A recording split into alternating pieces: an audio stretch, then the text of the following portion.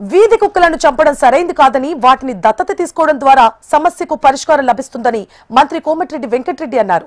నల్లగొండలోని Ramnagar park లో dog adoption, vaccination, fertilisation అవగాహన కార్యక్రమం నిర్వహించారు.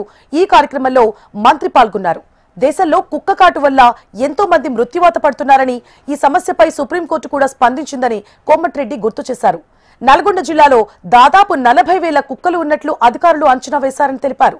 అమెరికా వంటి దేశాల్లో కుక్కలకు మనుషులతో సమానంగా విలువ ఇస్తున్నారని, వాటిని దత్తత తీసుకోవడం నుంచి మంచి కార్యక్రమాన్ని కొనియాడారు. ఇలాంటి కార్యక్రమాలకు తన పూర్తి సహకారం ఉంటుందని హామీనిచ్చారాయన. జిల్లా యంత్రాంగం కుక్కల సంరక్షణ, వ్యాక్సినేషన్ పై మరింత అవగాహన కల్పించాలంటూ సూచించారు. వీధి కుక్కల మూలాన ఎంతో మంది గాయాలవుతున్నారు, ఎంతో మంది చనిపోతున్నారు. ఇటీవల మిర్యాలగూడలో కూడా ఒక కుక్క గడిచి ఒక లేడీ ఇప్పటికి కూడా సీరియస్ గానే ఉన్నది.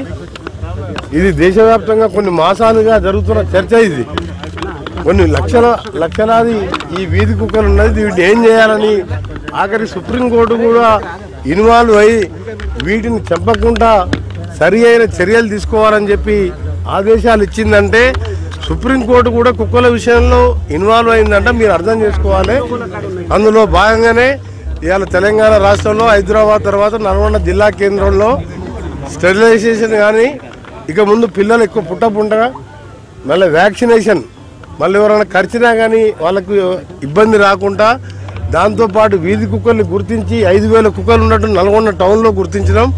ఇవాళ ఒక దాదాపు 49 మంది ఆ పిల్లల్ని చిన్న పిల్లల్ని దత్తత తీసుకోవడం జరిగింది. ఇది ఒక మంచి కార్యక్రమం.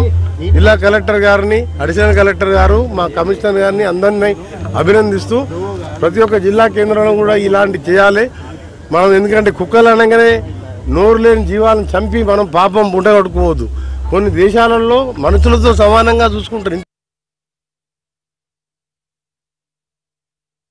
వ్యాక్సినేషన్ ప్రోగ్రామ్ మన రామ్నగర్ పార్క్లో ఏర్పాటు చేయడం జరిగింది.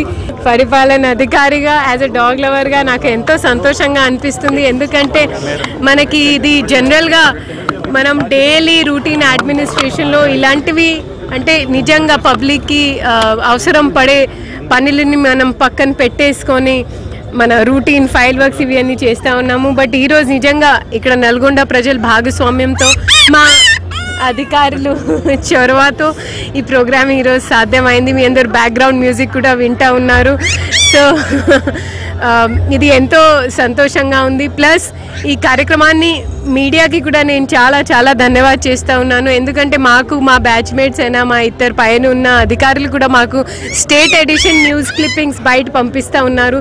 సో మీ అందరు కూడా దీన్ని అవగాహన కల్పించే దిశగా చాలా క్రియాశీల పాత్ర పోషించారు.